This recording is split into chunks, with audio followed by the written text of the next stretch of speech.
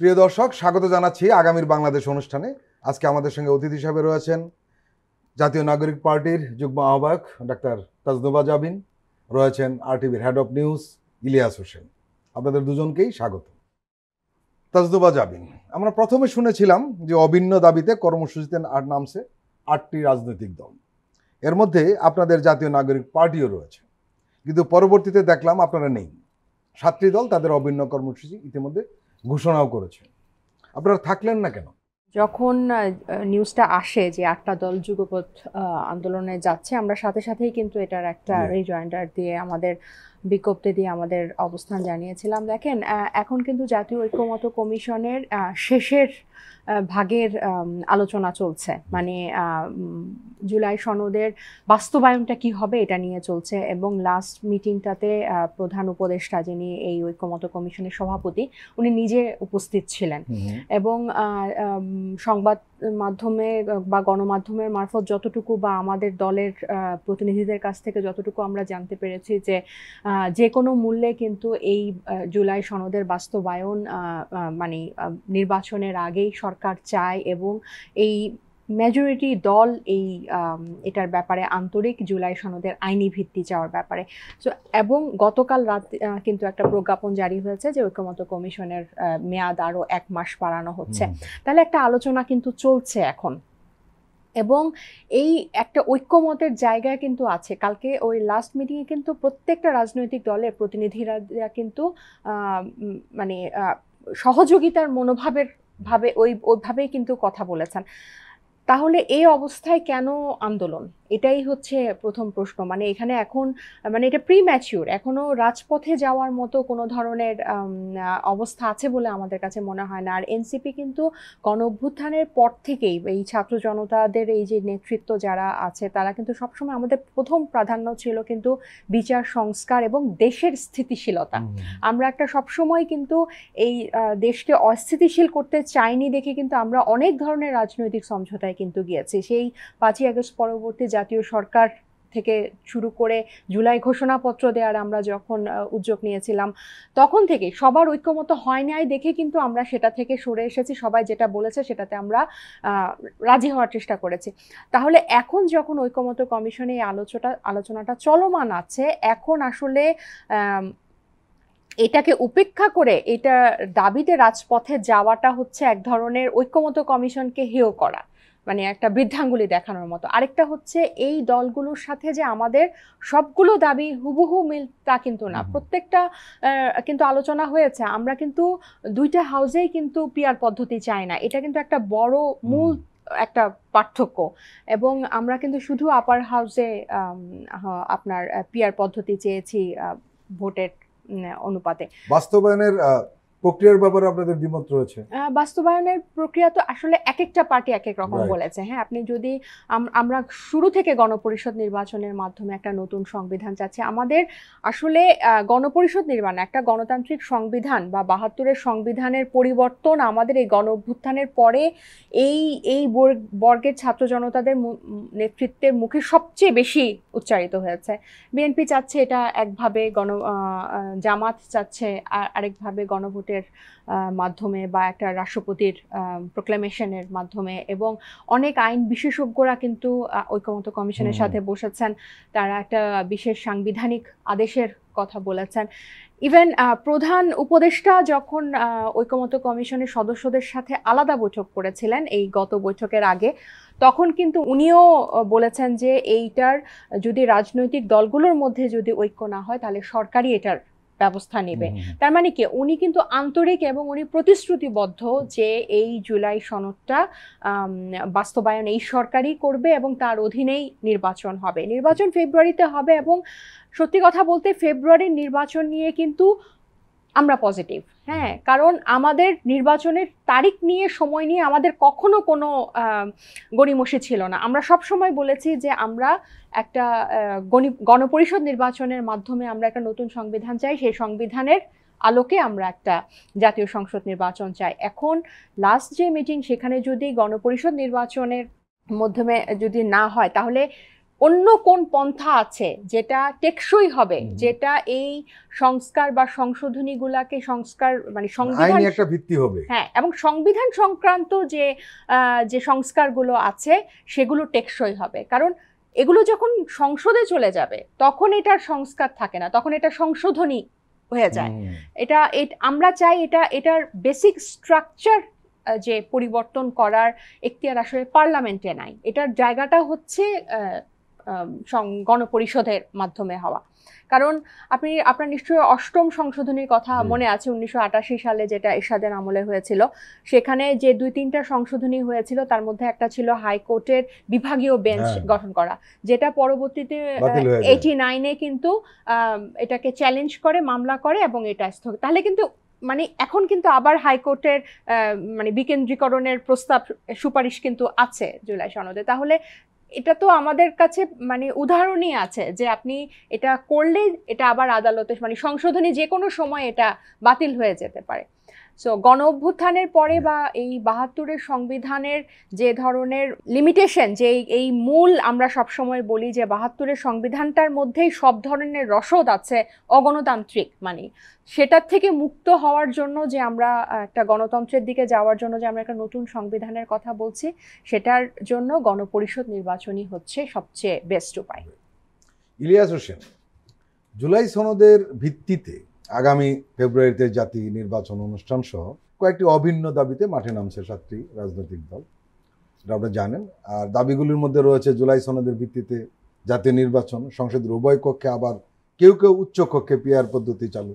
এখানে কিন্তু দ্বিমত রয়েছে, যেটা ডক্টর তাজনুবা জামান বলছিলেন। নির্বাচনে লেভেল প্লেইং ফিল্ড নিশ্চিত করা, ফ্যাসিস্ট সরকারের জুলুম, গণহত্যা ও দুর্নীতির বিচার দৃশ্যমান করা এবং জাতীয় পার্টি ও 14 দলের কার্যক্রম নিষিদ্ধ করা। আপনার কাছে আমার প্রশ্ন যে 7 দলের অভিন্ন দাবির পেছনে কি সত্যিকারের সংস্কার ইচ্ছা নাকি কৌশলগত রাজনৈতিক চাপ সৃষ্টি? আপনি যে 7 দলের কথা বললেন, আমার মনে হয় ওখানে বোধহয় 6 দল হয়ে আছে এখন। আপনার ওই নুরুল হক নূরের নেতৃত্বে যে দলটি, তারাও এই আন্দোলনের সাথে নাই। আমি শুনলাম যে আরেকটি দলও কিন্তু গড়িমসি করছে, থাকবে কি থাকবে না। এটা ঠিক। আপনি রাজনীতিবিদরা বা রাজনৈতিক দলগুলো যে ধরনের কাজেই হাত দিক না কেন, সেটা কর্মসূচি হোক বা কোনো আহ্বান জানাক, সেটা রাজনীতি। আর রাজনীতি মানেই সেটা কৌশল। আপনার এই প্রত্যেকটা দল জানে, ইভেন এই মুহূর্তে যে সবচেয়ে বড় দল বিএনপি, সেও জানে যে সে যে জায়গায় থেমে আছে বা নোট অফ ডিসেন্ট দিয়েছে বা যেটা সে চায় না সেটাই শেষ পর্যন্ত হবে, এমন কোনো কথা নেই। কিন্তু সেখানে বার্গেনিংয়ের একটা সুযোগ আছে। আপনি জানেন তাজনুবার কোথা থেকে আমরা যেটা শুনলেন যে আরও 1 মাস মেয়াদ বাড়িয়েছে জাতীয় ঐকমত্য কমিশনের।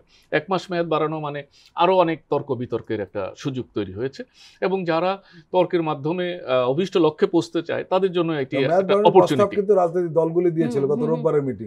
না, সেটাই যা কিছু হচ্ছে। আপনার এই মুহূর্তে তো কোনো নির্বাচিত সরকার নাই বা নির্বাচিত দল নেই, সবাই তো জনগণের ম্যান্ডেট পাওয়ার প্রত্যাশায় জনগণের হয়ে কথা বলছে।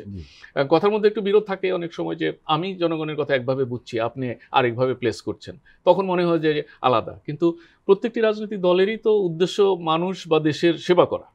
কারণ পদ্ধতিগত ভুল ত্রুটি বলবো না, পদ্ধতিগত আকাঙ্ক্ষা আলাদা আলাদা থাকতে পারে।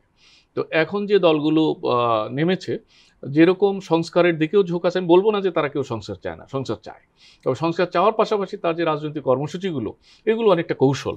আপনি জানেন যে বিশ্লেষকরা বা রাজনীতি যারা খুব নিবিড়ভাবে পর্যবেক্ষণ করে, তারা ইতিমধ্যে বলেছে যে বিএনপিকে চাপে রাখার জন্য এই কর্মসূচিগুলো নেওয়া হয়েছে।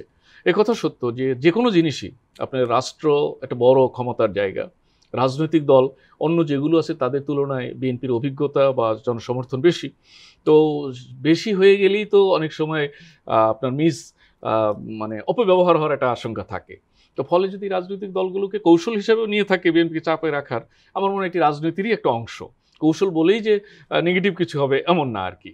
যদি তাকে কিছুটা চাপে রেখে আরো 2টা দাবি আদায় করার ক্ষেত্রে তার সমর্থন আদায় করতে পারে। প্রশ্ন আপনাকে, যে ওনাদের যে একটা দাবি রয়েছে জাতীয় পার্টির 14 দলের কার্যক্রম নিষিদ্ধ করা, আমরা দেখলাম যে মোটামুটি একটা মেজর অংশই 14 জাতীয় পার্টিকে তার কার্যক্রম নিষিদ্ধ করার পক্ষে।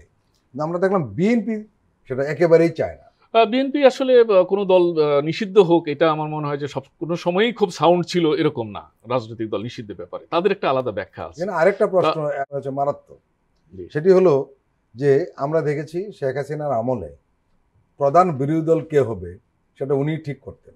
জি। কিন্তু বিএনপির বিরুদ্ধে এই অভিযোগ এসছে, তারাও প্রধান বিরোধী দল কে হবে সেই ঠিক করার মাঠে নেমেছেন না, এবং তারা 14 দলকে চাচ্ছেন। এবং বিএনপির কোনো বুদ্ধিজীবী যারা বিএনপির পক্ষে বয়ান তৈরি করার চেষ্টা করেন, তাদের কেউ কেউ বলেছেন, এমনও বলেছেন এই টকশোতে এসেই, যে নির্বাচনে জাতীয় পার্টি না আসলে বিএনপি ক্ষতিগ্রস্ত হবে। আপনি একজন গণমাধ্যম কর্মী হিসাবে গোটা বিষয়টিকে কিভাবে দেখছেন? এইটা কে বলছে আমি জানি না, আপনার কোন আলোচক বলছে, কিন্তু নিশ্চয়ই সে বিএনপির মুখপাত্র বা বিএনপির হয়ে কথা বলতে পারে বা বিএনপি তাকে বলতে বলছে, আমার কাছে এরকম মনে হচ্ছে না। আর বিএনপি ঠিক করবে কে বিরোধী দল হবে, বিএনপি কি আসলে সেই জায়গায় আছে? আমরা কিন্তু আপনারা জানেন তো জাতীয় পার্টির সঙ্গে বিএনপির শীর্ষ নেতাদের বৈঠক হয়েছে, এটা আমি রাজনীতিতে এরকম অনেক কিছুই হয়। আপনি জানেন যে সরকারের ক্ষমতাধর উপদেষ্টাদের সাথেও মাঝে মাঝে বিএনপির বা এনসিপির বৈঠক হয়। কয়টা খবরে আসে? সপ্তাহের খবর আসে না। আলাদা হিসাব, জাতীয় পার্টি এনসিপি জামাত বা বিএনপির এই জায়গাতে মানে আপনি আমাকে যদি বলতে দেন তাহলে আমি আপনাকে বলি যে যারা এই যে 6টি দলের কথা বললেন দাবি তুলতেছে, এই 6টি দলের একটি দল আছে পুরো 15 বছর ফ্যাসিস্ট সরকারের সহযোগিতা করে আসছে, আপনার ইসলামী আন্দোলন। এই তালপাতার পাখার বাতাস শেখ হাসিনাও করে দিয়েছে, এখন জুলাই আগস্টে বিপ্লবীদেরও সে বাতাস করছে। এবং সে তার উপার্জনের পথ কি? দেশে এখন একটা আধুনিক বাংলাদেশ বিনির্মাণের কথা বলা হচ্ছে, সেইখানে আপনি বংশ পরম্পরায় পিরালি করবেন, এটা কতটা যৌক্তিক? এই প্রশ্নও কিন্তু আসতে পারে। আপনারা যারা রাজনৈতিক বিশ্লেষক সবার ব্যাপারে বলা হচ্ছে যে ইনকাম সোর্স কি, আমরা তো অনেক রাজনৈতিক দলের নেতাদের ইনকাম সোর্স জানি না। না, যেটা জানেন না সেটা নিয়ে আপনি সন্দেহ করতে পারেন, আর যেটা জানেন সেটা আপনি বলবেন না। মানুষের কাছ থেকে পয়সা হাতিয়ে নিচ্ছে, ওটা ওপেন ক্যামেরার সামনে।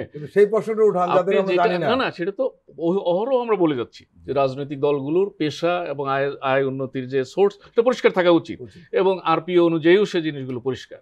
কিন্তু আমি ওই জায়গাটাই বলছিলাম যে যাদের আয় আপনি জানেন না, সন্দেহ করছেন, তো সেটা বলতে পারছেন না, কিন্তু স্বচ্ছতার দাবি করতে পারেন। আর যেটা আয় প্রকাশ্য দেখছেন মানুষের কাছ থেকে পয়সা নিচ্ছে কিভাবে, সেটা আমি বলতে পারবো না। সেটা আমি বলতে পারবো দুইটা কারণে। একটা হচ্ছে যে রাজনৈতিক দলের যে আদর্শ উদ্দেশ্য আমরা এর মধ্যে দেখি নাই গত 15 বছরে। প্রত্যেকটা নির্বাচনে সহযোগিতা করেছে ফ্যাসিস্ট সরকারকে, এবং কি 5 আগস্টের পরে বরিশালের মেয়র পদটা ফেরত পাওয়া যায় কিনা তার জন্য দৌড়ঝাঁপ করেছেন, তো ফাইনালি হয়নি। এখন সেই দল যখন আপনি সাথে নিয়ে বলবেন যে অমুক অমুক দল নিষিদ্ধ করে দেন, তাহলে তো ওই প্রশ্নটা আসতে পারে জাতীয় পার্টি নিষিদ্ধের অন্যতম কারণ কি? যে প্রশ্নটা তাহলে কিন্তু আরেকটা প্রশ্ন আসে, 18 সালে কিন্তু সবাই ইলেকশনে গিয়েছিল। হ্যাঁ গিয়েছিল, এবং সেইখানে কি হয়েছিল সেটাও দেখেছেন। তো সেখানে যে আপনারা ইলেকশন বর্জন করে জানিয়েছে যে এই হয়েছে, ওনারা তা কিছু বলেন নাই কিন্তু। আর আপনি যদি বিএনপি বা অন্য দলগুলোর সাথে এই ইসলামী আন্দোলনের অ্যাক্টিভিটি মেলাতে চান, আমার মনে হয় যে দর্শকরাও টকশোটা বিনোদন অনুষ্ঠানের মতো বিনোদন পাবে আর কি। আপনার এই দলকে সাথে নিয়ে যখন নিষিদ্ধের আলাপ হয়, আমি বললাম যে বিএনপি রাজনীতি যতটা দেখেছি আসলে নিষিদ্ধের পক্ষে সব কোনো সময় অতটা সোচ্চার ছিল না। আওয়ামী লীগ নিষিদ্ধ হওয়ার ক্ষেত্রে আমার বলতে দ্বিধা নেই যে বিএনপি যতটুকু না চেয়েছে তার চেয়ে এনসিপি সহ অন্য দলগুলার চেয়েছে, তারা সাথে সামিল হয়েছে, কিন্তু কোনো দল নিষিদ্ধ হোক এটা তারা চায় না। জাতীয় পার্টির বিষয়টা এরকম হয়েছে যে প্রসঙ্গ আসলেই যে ফ্যাসিস্টের দোসর, তারা কেন রাজনীতি করবে? একথা সত্য যে পার্টির চেয়ারম্যান বলেন যে ইন্ডিয়ার সাথে আলোচনা হয়েছে, কিন্তু প্রকাশ্যে বলা যাবে না, তারা অনুমতি না দিলে বলা যাবে। এটা মানে এইরকম হাস্যকর এবং কি মানে গভীরতাহীন কথা যে দলের চেয়ারম্যান বলে, তখন তো ওই দলটি নিয়ে সন্দেহই তৈরি হয়। বরঞ্চ এখন যে আলোচনা চলছে তাকে নিষিদ্ধের করার জন্য, আমার মাঝে মাঝে মনে হয় যে যারা নিষিদ্ধ করতে চাইছে তারা কি আসলে দলটাকে আরো শক্তিশালী করছে কিনা। এই দল তো এমনি প্রায় হারিয়ে যাচ্ছিল। এই মুহূর্তে যারা রাজনৈতিক বিশ্লেষক এবং ইলেকশন নিয়ে আলোচনা করেন, তারা বলেন যে অলরেডি জাতীয় পার্টি আঞ্চলিক পার্টি হয়ে গেছে। রংপুরে তারা 2-3টা আসন পাবে কিনা এটা সংশয় রয়েছে তাদেরকে নিয়ে। কিন্তু এখন অন্যান্য সবগুলো দল মিলিয়ে তাকে নিষিদ্ধের জন্য যদি রাজপথে উত্তপ্ত করে বা তাকে নিষিদ্ধ করে, তার শক্তি কি আরও বেড়ে যায় কিনা, আমার নিজস্ব মত যেটা আর কি মনে হচ্ছিল যে জাতীয় পার্টি যে জায়গায় হারিয়ে যাচ্ছিল তাকে হারাতে যেতে দেওয়াটাই সমীচীন ছিল। তাকে আলোচনায় এনে আরও একটু শক্তি সঞ্চার হয়েছে পার্টিটার মধ্যে, এবং এমনিতেই তারা 4-5টা অংশে বিভক্ত হয়ে আছে, প্রকাশ্য এবং অপ্রকাশ্যভাবে। আলটিমেটলি পার্টিটার কোনো ভবিষ্যৎ নেই। তো এটা নিয়ে নাড়াচাড়া যত কম করা যায় আমার মনে হয় ততই ভালো হতো। তারপরে 14 দল বলতেছেন, 14 দল আসলে 14টা দল না, 12-13টা মানুষ আর কি। তো এবং এখন যদি আমাকেই বলতে বললে আমি হয়তো 14 জনের নাম বলতে পারবো না, 5-7টা ভুলে যাব। এরা তাদের কৃতকর্মের কারণেই এবং যে অপরাধ করছে বেশিরভাগই আটক আছে, আপনি জানেন, কারাবন্দী। এদের রাজনীতি কি? এদের তো জীবন যৌবনই শেষ হয়ে যাচ্ছে কারাগারে। আর এই যদি সুষ্ঠু বিচারের মাধ্যমে তারা যে জায়গায় যাবে সেখান থেকে তাদের রাজনীতি করার সুযোগ নাই। এই কারণে আমার মনে হয় যে যতটা সম্ভব মানুষের কল্যাণে কাজ হয় বা রাষ্ট্রের কল্যাণে কাজ হয় সেই সংস্কারগুলো করে যে দলগুলো জুলাই আগস্টে নেতৃত্ব দিয়েছে তারা যদি একটি সুন্দর নির্বাচনের দিকে আসতে পারতো তাহলে জাতীয় পার্টি বা 14 দলের এই আপদ এগুলো মানুষের কোনো কাজে আসতো না, মানুষের কোনো প্রত্যাশাও নাই তাদের প্রতি। প্রিয় দর্শক, আমরা এখন একটি বিরতি নিচ্ছি, আপনারা আমাদের সঙ্গেই থাকুন।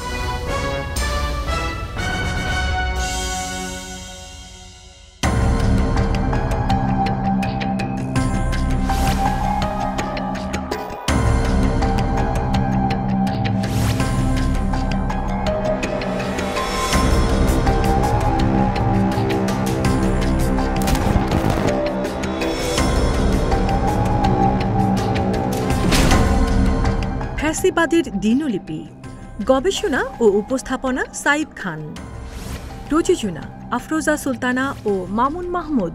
দেখবেন প্রতি রবি থেকে বৃহস্পতিবার সন্ধ্যা 7টায়।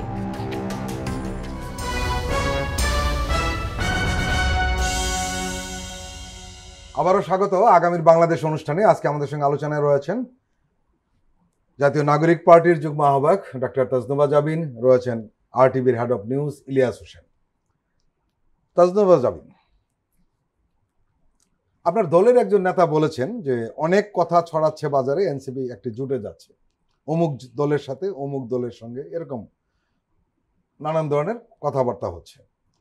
তিনি বলছেন যে আমি আপনাদের স্পষ্ট করে বলতে চাই এনসিপি কোনো জোটে যাবে না। এনসিপির সামনে নতুন বাংলাদেশ বিনির্মাণে মধ্যমপন্থী বাংলাদেশি রাজনীতিকে সামনে নিয়ে এগিয়ে যেতে চায়। কিন্তু একটা কথা আলোচনা হচ্ছে যে এই যে আন্দোলন বা কর্মসূচি, এর মাধ্যমে বিএনপি বিরোধী একটা ফ্রন্ট তৈরির চেষ্টা, এটা আসলে খুব গোপন নয়, এটা অনেকটা প্রকাশ্যী।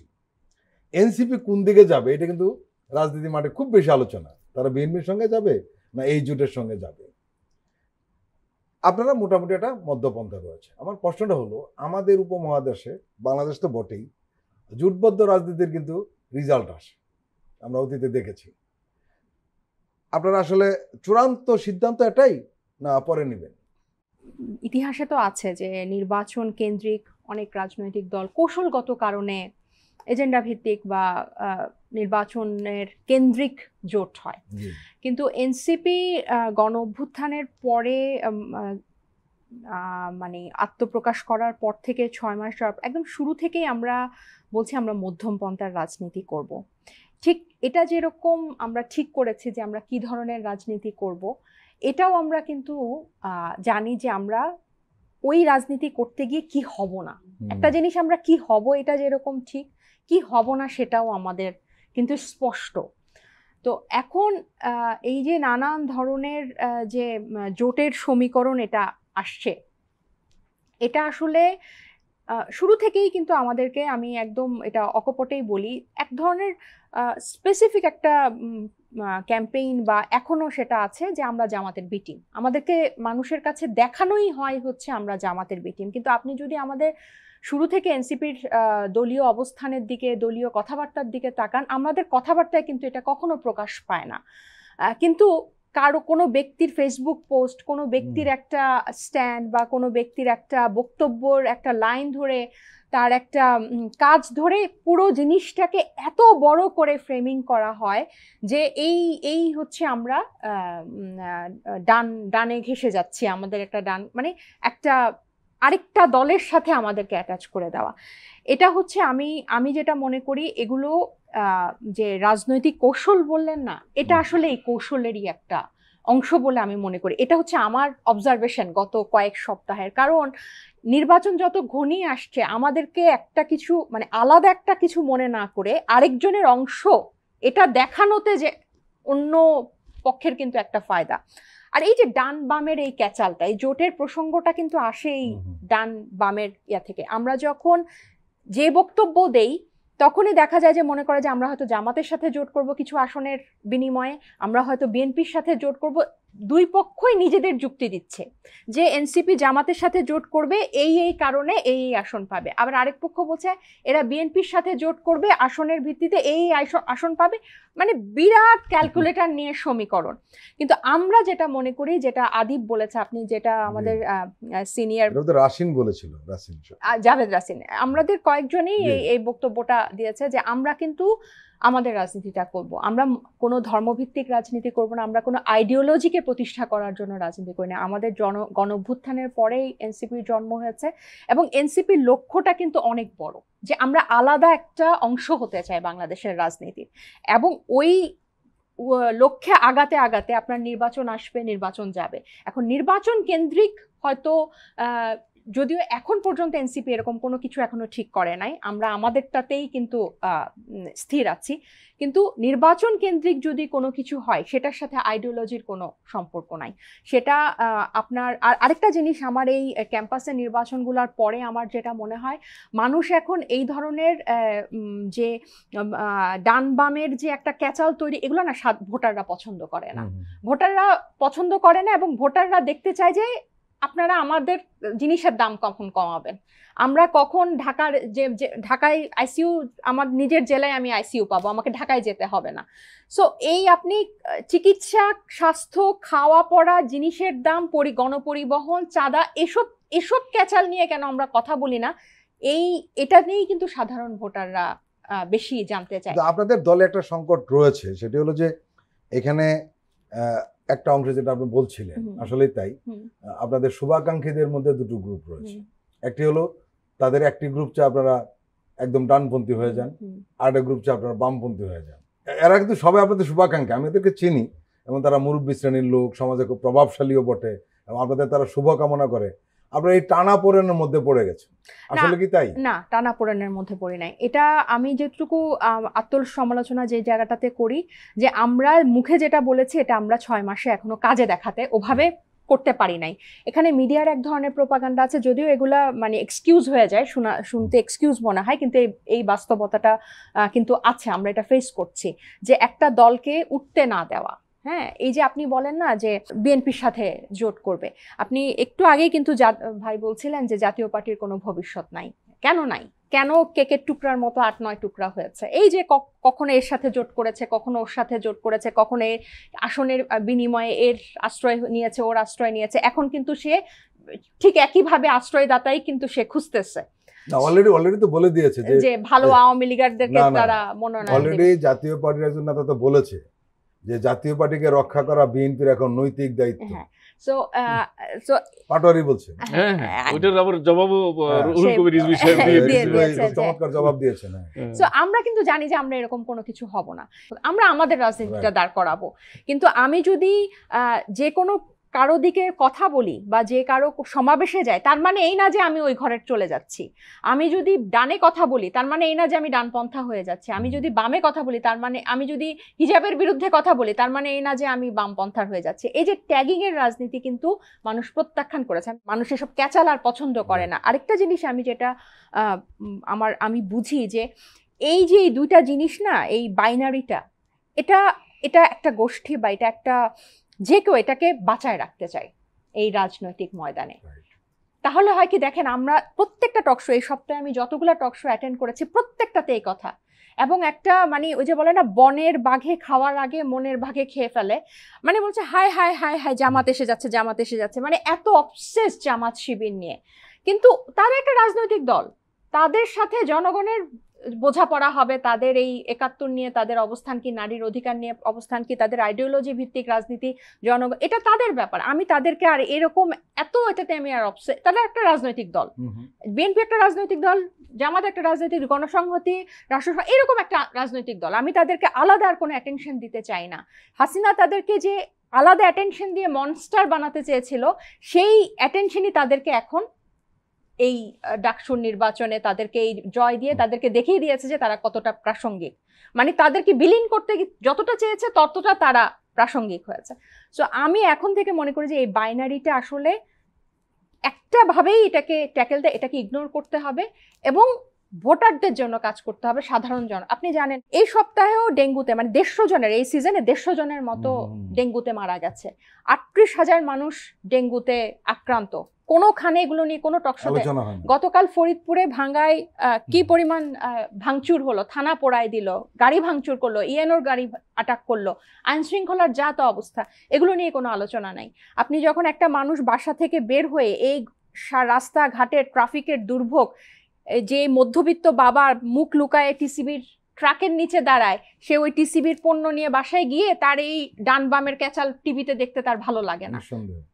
তার মনে হয় যে তোমাদের এই ডান বাম পন্থা তোমাদের জন্য, তোমরা তোমাদের রাজনীতি করছো, ওকে বাম বলে তুমি সুবিধা নিচ্ছ, ওকে ডান বলে তুমি সুবিধা নিচ্ছ। সো এনসিপি এগুলোকে আইডেন্টিফাই করেছে, কিন্তু আমরা হয়তো এটাকে আমাদের কাজে ওভাবে এখনো প্রকাশ করতে পারি নাই। সো এটা একদম পরিষ্কার যে আমরা এনসিপি একেবারেই ধর্মভিত্তিক রাজনীতি করবে না। কোনো ধরনের মতবাদ এই যেগুলো আছে সমাজতন্ত্র বা আপনার ইসলাম ভিত্তিক কোনো ধরনের এইসবে আমরা যাব না। আমরা আমাদের মধ্যপন্থার রাজনীতি করব। আমরা গণতন্ত্রের জন্য যে কাজগুলো মানুষের চাহিদা নিয়ে, যে ওয়েলফেয়ার যে পলিটিক্স, সেটাতে আমরা মনোযোগ দেব। তাজদুবা, দর্শকদের আগ্রহ রয়েছে, আমার নিজের আগ্রহ রয়েছে, নিঃসন্দেহে ইলিয়াস হোসেনের আগ্রহ রয়েছে। ছোট্ট একটি বিষয়, আপনাদের নিবন্ধনের খবর কি? হ্যাঁ, নিবন্ধনের খবর পজিটিভ এখন পর্যন্ত, যতটুকু আমরা ইলেকশন কমিশন এটার একটা মনে হয় বিজ্ঞপ্তি দেয়, মানে এই যেটা পেপারে আসে ওটার পরে বোধহয় অ্যানাউন্স হয়, এরকম একটা প্রক্রিয়া আছে। তবে এই মাসের মধ্যে হওয়ার সম্ভাবনা অনেক বেশি। আমি আপনাকে একদম লাস্ট যতটুকু খবর জানাচ্ছি। আর ওনারা যে আমাদের উপজেলায় যে ইসি থেকে ভিজিট করেছিল, মানে আমরা তো বিভিন্ন উপজেলা কমিটি জমা দিয়েছিলাম, তো একদম এনআইডি ধরে ধরে ওই কমিটির সদস্যদের তারা ভেরিফাই করেছে। আমাদের সেন্ট্রাল অফিসেও ওনারা এসেছিলেন ইসির পক্ষ থেকে। সো প্রক্রিয়াটা এটা কিন্তু চলমান, যেহেতু এটা নিয়ে মিডিয়াতে হয়তো কোনো আলোচনা নাই দেখে হয়তো ভাবছে যে ব্যাপারটা পোস্টপন হচ্ছে। এখন পর্যন্ত ওরকম কোনো নিউজ নাই যে এটা মানে প্রক্রিয়াধীন আছে, এটা এই মাসের মধ্যে আশা করা যাচ্ছে হয়ে যাবে। ইলিয়াস হোসেন, জুলাই সনদের বাস্তবায়ন পদ্ধতি নিয়ে রাজনৈতিক দলগুলোর সঙ্গে যে জাতীয় ঐক্যমত্য কমিশনের বৈঠক চলাকালীনই এই কর্মসূচি আসলো, এবং তাজদুবা আশাবাদ ব্যক্ত করেছেন যে এটা একটা সমাধান আসবে, যেহেতু প্রফেসর ইউনুস নিজেই উপস্থিত ছিলেন। এবং আমরা দেখলাম যে বিএনপি স্থায়ী কমিটির সদস্য সালাউদ্দিন আহমদ বললেন যে এটা আসলে স্ববিরোধিতা, যেহেতু আলোচনার মাঝখানে এই ধরনের কর্মসূচি। তিনি আরেকটু রাজনৈতিকভাবে একটা কথা বলেছেন যে এই আন্দোলন কাদের বিরুদ্ধে সেটা দেখতে হবে। এটা কি অন্তর্বর্তী সরকারের বিরুদ্ধে, নাকি জাতীয় ঐক্যমত্য কমিশনের বিরুদ্ধে, নাকি বিএনপির বিরুদ্ধে? প্রশ্নটা যেটা হলো যে এই যে কর্মসূচি, এর মাধ্যমে কি বিএনপির সঙ্গে যারা কর্মসূচি দিচ্ছেন তাদের সম্পর্কে তো একটা প্রভাব ফেলবে, এবং সেই প্রভাবটা নিশ্চয়ই নেতিবাচক। যদি তাই হয় তাহলে শেষ পর্যন্ত আবার কি দাঁড়ালো? এক ধরনের মুখোমুখি হয়ে দাঁড়ালো না? সংস্কার ক্ষতিগ্রস্ত হতে পারে। ওই তো আপনি যেমন সালাউদ্দিন সাহেবই তিনটা কথা বলছেন, তারপরে আপনি বললেন যে কেউ কেউ বলছে ক্ষতিগ্রস্ত হবে। আমাদের তো আসলে এই সবের মধ্য দিয়েই এগিয়ে যেতে হয়। আপনার জাবিনও বলছিলেন, আপনি নিশ্চয়ই শুনছেন যে তখন এই কথাটাই বলছিলেন যে একটা আলোচনা চলছে একটা বিষয় নিয়ে, তো সেটার একটা শেষ না দেখে যদি আপনি রাজপথে নেমে যান তাহলে আলোচনার উপরেও তো প্রভাব ফেলতে পারে, এরকম হতে পারে। তো আবার আরেকটা প্রশ্ন আসছে যে এইগুলো কর্মসূচি এখন দেয়া কি তাহলে বিএনপির উপরে চাপ প্রয়োগ করা কিনা। তো দেখুন, এখন যে সরকারটি ক্ষমতায় রয়েছে এটি কোনো দলের সরকার না, এটি কোনো নির্দিষ্ট গোষ্ঠীর সরকার না। এটা এই যে দলগুলো ঐক্যমত্য কমিশনের নিয়মিত বৈঠকে যাচ্ছে তাদেরই সমর্থিত এই সরকার। তো সেই অর্থে অন্তর্বর্তীকালীন সরকারের বিরুদ্ধে আপনি যে কথা বলবেন, অনেকটা বলা হয় মানে বোঝায় এরকম যে নিজের বিরুদ্ধেই নিজের কথা বলার মতো। তো হ্যাঁ, অনেক সময় হয়, আপনার যেমন বাবা মার চেয়ে তো আর আপন কেউ নাই, তো তারাও অনেক সময় সন্তান মনে করে যে সে বোধহয় বুঝতেছে না আমার কি নিডস, তখন এটা একটু জোরে শাউট করতে হয় অথবা আলোচনার মাধ্যমে সেই দাবিটা আদায় করতে হয়।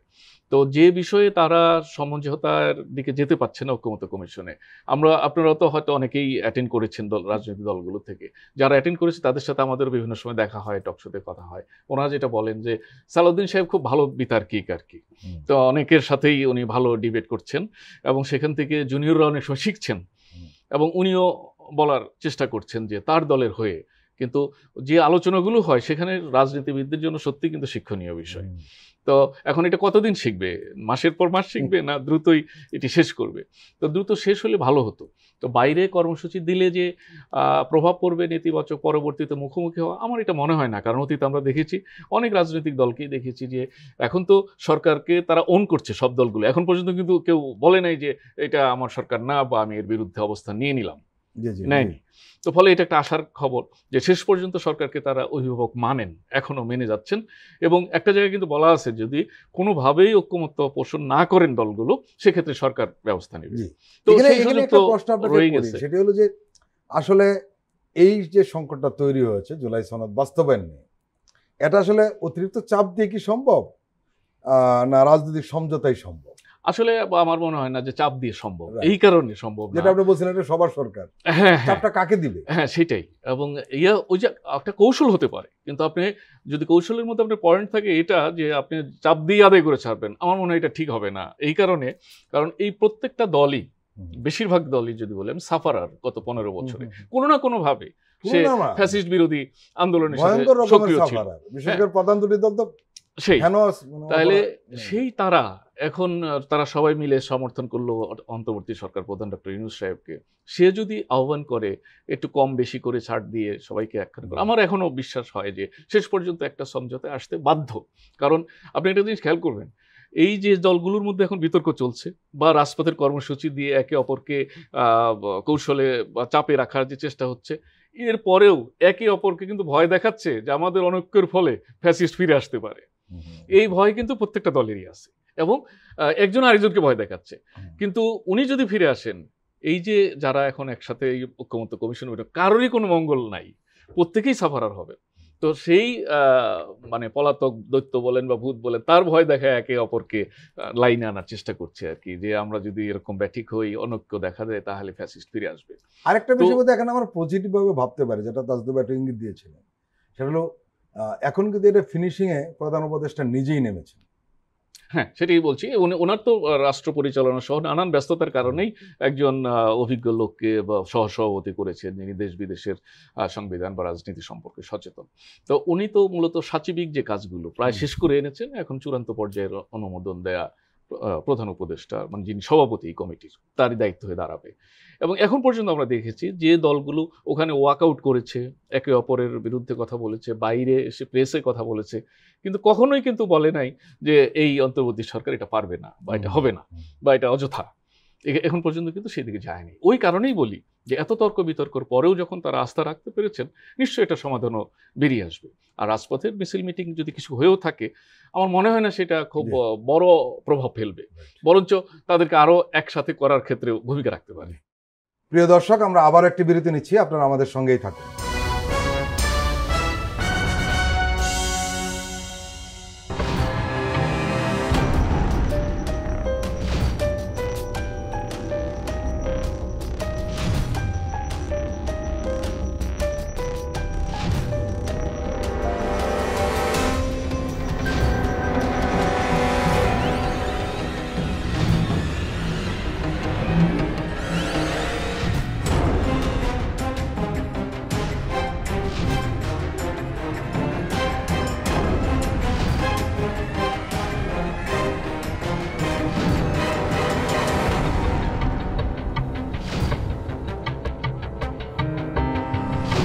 কেমন আছে অর্থনীতি দেখবেন প্রতি সোম ও মঙ্গলবার রাত 10:20।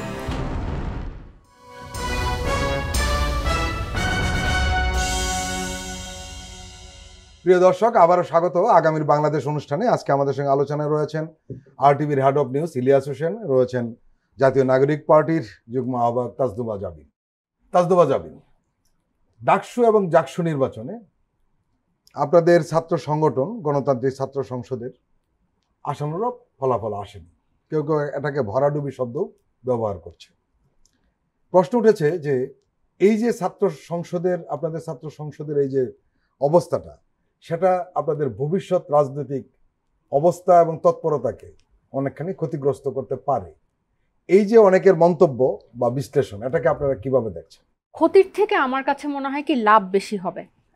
শুনতে ব্যাপারটা একটু মানে অনেকে হাসবেন, কিন্তু আমি মনে করি যে এটাতে লাভ হয়েছে, কারণ ক্ষতি দেখাতে মানে এই যে একটা ব্যাপার দেখলো যে কিভাবে নির্বাচনটা হওয়ার পর রেজাল্টটা ভরাডুবি আমি ঠিক বলবো না, হল সংসদে বেশ কিছু পদ তারা বিশেষ করে ঢাকা ইউনিভার্সিটিতে মেয়েদের হলগুলো তো আপনাদের খুব ভালো করেছে, এবং হল সংসদগুলোতে কিন্তু বেশ কয়েকটা পদ পেয়েছে। আমি যেটা বললাম লাভ এই কারণে হয়েছে যে এই ভুলগুলো অনেক তাড়াতাড়ি আমরা একদম কাগজে কলমে প্রমাণ পেলাম।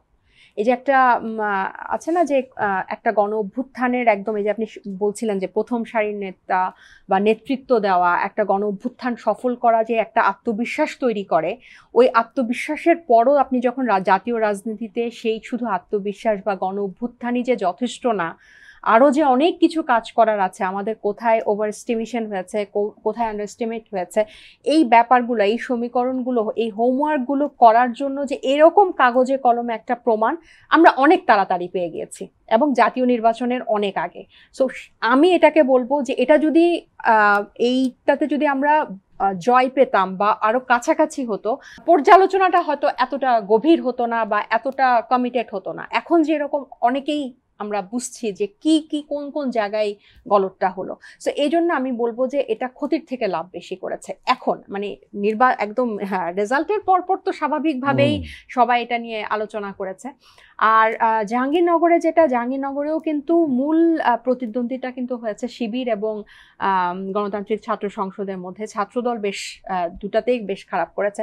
সো আমার কাছে মনে হয় যে শুধু এনসিপির জন্য না, বিএনপির জন্য এটা এক ধরনের ওয়েক আপ কল, যে যারা মনেই করেছিল যে আওয়ামী লীগ চলে গেছে, এখন বিএনপি ক্ষমতায় এসে গেছে, মানে ছাত্র দলের উপর আসলে তাদের যে মাদার অর্গানাইজেশনের যে কাজকর্ম সেটার প্রভাব পড়েছে। আর আমাদের হচ্ছে আমরা যেহেতু একদম নতুন রাজনৈতিক দল এবং গণ অভ্যুত্থান থেকে সবাই গণ অভ্যুত্থানে অংশগ্রহণকারী এবং এই ছাত্র তরুণদের নিয়েই দলটা গঠিত হয়েছে। সো তাদের যে একটা আত্মবিশ্বাস ছিল এবং সেই আত্মবিশ্বাসটা এবং আমাদের প্যানেলটাও কিন্তু খুব সুসংগঠিত ছিল না। একটা বিভাজন অনেকের মধ্যে, সবাই সমবয়সী, সবাই একসাথে, মানে বাকের কাদেররা তো একদম নাহিদদের সাথেই আসলে গণঅভ্যুত্থানে অংশ নিয়েছিল। সো এক ধরনের একটা নেতৃত্বেরও একটা টানাপোড়েন ছিল। কিন্তু এখন কিন্তু সবাই বুঝছে যে না, আগে বিভক্ত হলে কি হয় এক্স্যাক্টলি। আগে দল যেভাবে সবাই একসাথে ইউনিট মানে এক ইয়াতে থেকে যেভাবে গণ অভ্যুত্থান সফল করেছে, সো এখন ওখানে ফিরে যেতে হবে এবং এটাকে আরো পোক্ত করতে হবে। সো আমি আসলে এই ক্যাম্পাসের ডাকসু বা সামনে যে নির্বাচনগুলো আসছে, এগুলো কিন্তু আমি আমাদের জন্য, মানে আমি আমার নিজেদের আত্মশুদ্ধির জন্য এবং হোমওয়ার্ক করার জন্য আমি বলবো যে খুবই পজিটিভ হয়েছে। এই ভুলটা তো মানে এই নির্বাচনটাই তো শেষ না, ইভেন আমরা যদি জাতীয় নির্বাচনেও যদি আমাদের আমি এটা আমার ব্যক্তিগত মতামত, আমি যদি জাতীয় নির্বাচনেও হারাহারি বা হেরে যাই, তারপরেও আমি চাইবো যে আমাদের রাজনীতি, আমরা যে এনসিপি যে মধ্যম পন্থার রাজনীতি করতে চাই সেটা যাতে দাঁড়ায়। মানে নির্বাচনটা তো আসলে এই পুরো একটা ডেমোক্রেটিক ল্যান্ডস্কেপের একটা অংশ, এটাই কিন্তু একমাত্র অংশ না, অনেকগুলো অংশের মধ্যে এটা অংশ। তো আবার 1 বছর, হ্যাঁ এটা 1 বছর, আর নির্বাচন আসতে থাকবে। কিন্তু আপনি যদি আপনার নিজেকে জনগণের কাছে পরিষ্কার করতে পারেন, আপনার রাজনীতিটা পরিষ্কার করতে পারেন, ভুল স্বীকার করতে, ব্যর্থতা স্বীকার করতে আমার মনে হয় না এই প্রজন্মের দ্বিধা থাকা উচিত। বরং এটা থেকে কিভাবে আপনি কতটা কারেক্ট হলেন সেটাই কিন্তু জনগণ আপনাকে বেশি লক্ষ্য করবে, যে এই 1 বছর আগে এটা করেছিল। আমরা কিন্তু সবার এই রেজাল্ট কিন্তু আমরা মেনে নিয়েছি, আমরা কোনো ধরনের এটা নিয়ে কোনো বিক্ষোভ আন্দোলন মানি না, এসব কিন্তু করি নাই। বিশেষ করে ঢাকা বিশ্ববিদ্যালয়ের নির্বাচন সুষ্ঠু হয়েছে বলেই আমরা মনে করি। জাতীয় নির্বাচনে প্রভাব ফেলবে, কিন্তু আমার কাছে মনে হয় যে এটা এখন পজিটিভ হবে যদি আমাদের প্ল্যান মোতাবেক সবকিছু হয়। ইলিয়াস হোসেন, আপনি জানেন যে ঢাকা বিশ্ববিদ্যালয়, জাহাঙ্গীরনগর বিশ্ববিদ্যালয় অনুষ্ঠিত যে ছাত্র সংসদ নির্বাচনে ছাত্র শিবিরের জোটের একটা বড় বিজয় হয়েছে। ছাত্রদল ও এনসিপি কিছুটা খারাপ করেছে, কিছুটা না বেশ খারাপ করেছে ছাত্রদল, এনসিপি কিছু পদ পেয়েছে। এবং ছাত্র শিবির কেন জিতলো, ছাত্রদল কেন হারলো, নিয়ে বহুল আলোচনা হয়েছে। আমরা যেহেতু জাতীয় নাগরিক পার্টির একজন নেতা এখানে রয়েছেন, আমরা এনসিপি নিয়ে কথা বলতে চাই এবং তাদের ছাত্র সংগঠন রয়েছে যে গণতান্ত্রিক ছাত্র সংসদ, সেই বিষয়টি নিয়ে কথা বলতে চাই। উনি কিছুর কথা বলেছেন, আপনার কি মনে হয় এটা এই যে এনসিপি ছাত্র সংগঠন বাংলাদেশ গণতান্ত্রিক ছাত্র সংসদের যে এই ফলাফল, এটা আসলে কি বার্তা দেয়? বাংলাদেশে এত ঘটনাবহুল দেশ আর মানুষজন এত সাউন্ড, আজকে যে ঘটনা ঘটে এটা 2 দিন আলোচনা করতে না করতেই পরশুদিন আবার এমন একটা বিষয় সামনে চলে আসে, আগেরগুলো সব ভুলে যায় মানুষ। তো এখানে জাবিন খুব সুন্দরভাবেই বিশ্লেষণ করেছেন তার দলের যে ছাত্র সংগঠন রয়েছে বা ডাকসু ইলেকশনিটি রয়েছে। তারপরে ওনারা যথেষ্ট উদারতারও পরিচয় দিয়েছেন যে নির্বাচন নিয়ে টুকটাক আলোচনা সমালোচনা কিন্তু হয়নি এমন না। সারাদিনই সব কয়টা দলের মধ্যে থেকে, বিশেষ করে প্রতিদ্বন্দ্বী দলগুলো একে অপরের বিরুদ্ধে অভিযোগ এই বা অনুমতি ছাড়া প্রবেশ করেছে। একটা নিউজ নিয়ে তো প্রথম আলো সকালের দিকে করলো যে এরকম অনুমতি ছাড়া ঢুকেছে, দুপুরের পরে আবার ওই কর্মকর্তা বললেন যে না এটা ঠিক না, ভুল ইনফরমেশন হয়েছে। ততক্ষণে বলা হয় যে ছাত্র দলের সভাপতি যা সর্বনাশর হয়ে গেছে। তো এরকম টুকটাক ঘটনা ঘটেনি তা না। জাহাঙ্গীরনগর ইউনিভার্সিটিতে যা হলো এ তো রীতিমতো হাস্যকর হয়ে দাঁড়িয়েছে। প্রশাসন দায়ী একদম, এখানে সেটি ছাত্র বলছি, সংগঠনগুলো দায়ী না, ছাত্র প্রশাসন দায়ী। আমি সেটাই বলছি যে প্রশাসন যে নির্বাচন দুটি উপহার দিল ডাকসু এবং জাকসু, শতভাগ যে প্রশংসার দাবিদার তা কিন্তু না, আলোচনা সমালোচনা যথেষ্ট আছে। তবে তার মানে এই না যে যারা আয়োজন করলো নির্বাচনটা, যারা তুললো তাদের কারণেই অন্যরা হাঁটছে বা সেটা না। তো এইটি ওনার যে বিশ্লেষণ তার ছাত্র সংগঠন নিয়ে আমার কাছে যথেষ্টই মনে হয়েছে যে হ্যাঁ ঠিকই বলছেন। তবে আরেকটা জিনিস আমার কাছে মনে হয়েছে যে ছাত্র শিবিরের সাথে যেমন ওনারা শিবির নামটাই কিন্তু ব্যবহার করে নাই, ঐক্যবদ্ধ শিক্ষার্থীর কোন নাম দিয়েছে, এটাও একটা কৌশল। ছাত্র শিবির নিয়ে যে একটা মিথ তৈরি আছে, আমি ছাত্র শিবিরের পক্ষে বলছি না বিপক্ষে বলছি না, কিন্তু একটা মিথ চালু আছে, সন্ত্রাসী বলেন, গুপ্ত বলেন, নানান রকম বিশেষণ তাদের নামে দেওয়া হয়। মেয়েরা ভোট দিবে না, হ্যাঁ মেয়েরা ভোট দিবে না, তারা তো এরকম পেছনের চিন্তা যারা করে বা পর্দানশীল নানান রকম বিষয় আছে, আধুনিক যুগে চলে না এইসব যারা বলে তারা এটা বলতে পারে। তো সেক্ষেত্রে যখন শিবির নামটা ব্যবহার করেনি তো তখন কিন্তু বেশ একটা ঐক্যবদ্ধ আহ্বানই তাদের প্যানেল থেকে এসছে। এরপরে দগদগে স্মৃতির মতো এখনো আপনার জুলাই আগস্টের বিপ্লবে তাদের যে অংশগ্রহণ, তাদের যে আপনার এখানে পার্টিসিপেশন অসাধারণ ছিল, সেই জিনিসটা বারবার সামনে এনেছে। একই সঙ্গে যদি আপনি দেখেন যাদের সাথে মূল প্রতিদ্বন্দ্বিতা হওয়ার কথা জাতীয়তাবাদী ছাত্রদলের কথা, প্রথমে ধরেন যে 17 বছর ছাত্রদল টিকতেই পারে নাই, তার মানে কি ছন্ন ছাড়া তারা ক্যাম্পাসে ছিল না। পরের যে 1 বছর তারা চেষ্টা করেছিল, কিছু কমিটি দিচ্ছিল হলের, সেখানে সাধারণ শিক্ষার্থীদের ব্যানারে নানান সংগঠনের লোকরাই বললো যে না, হল রাজনীতি করা যাবে না। তো ছাত্রদল একটা ধাক্কা খেলো, ছাত্রদল নিজেরাই স্থিত হতে পারেনি এই হলগুলোতে। ইন দ্য মেইন টাইম অন্য যে রাজনীতি, এই শিবিরের সম্পর্কে যেটা বলা হয় যে গুপ্ত রাজনীতি বা একসময় ছাত্রলীগের সাথে মিশে তারা রাজনীতি করেছে, তারা কিন্তু ছিলই, আগেও ছিল ক্যাম্পাসে। এই 1 বছরও পরিকল্পনা মাফিক তারা ভালো কাজও করেছে।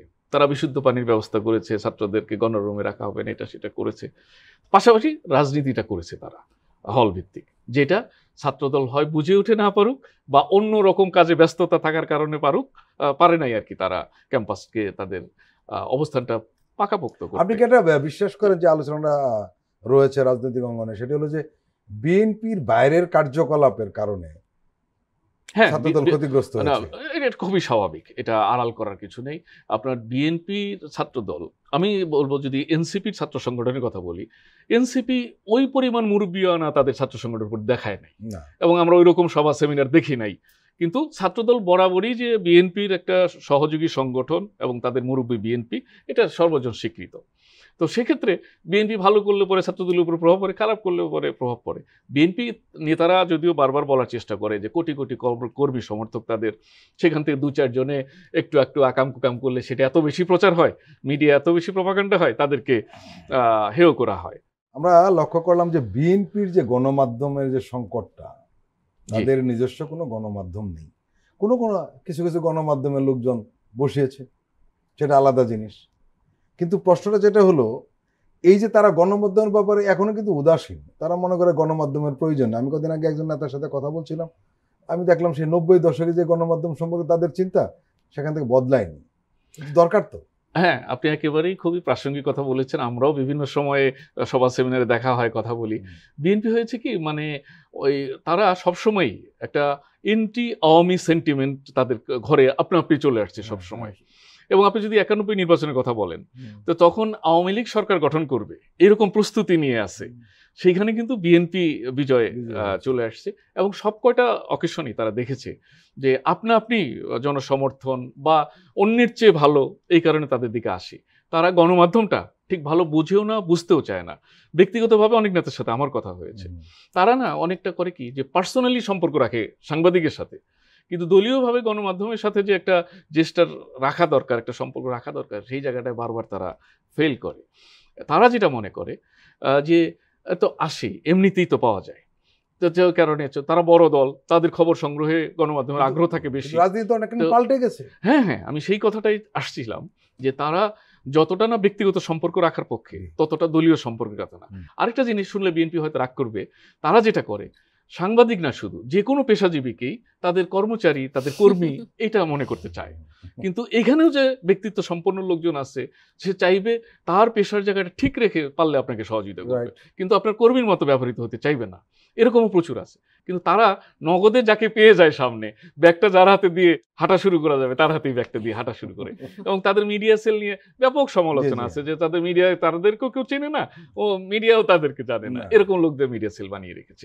এটা বিএনপির একটা বড় ধরনের দুর্বলতা, প্রচুর আলোচনা সমালোচনা নিয়ে আসছে। সেটা ভাবার মতো সময় এসেছে। তরুণ নেতৃত্ব বা তারেক রহমান যে পরিমাণ পোর খাওয়া নেতা, এই মুহূর্তে আমার মনে হয় না বাংলাদেশ আর কোনো দলে এত পোর খাওয়া কোনো নেতা আছে। তো তাকেও নতুন করে ভাবতে হবে। অনেকেই বলছেন যে উনি অনেক আগের চেয়ে অনেক ম্যাচিউরড হয়েছেন, উনি নিশ্চয়ই এটা বুঝবেন। তো দূরত্বের কারণে হয়তো পারছেন না, হয়তো দেশে ফিরলে পরে জিনিস ওভারকাম করবেন, এটি প্রত্যাশা রাখি।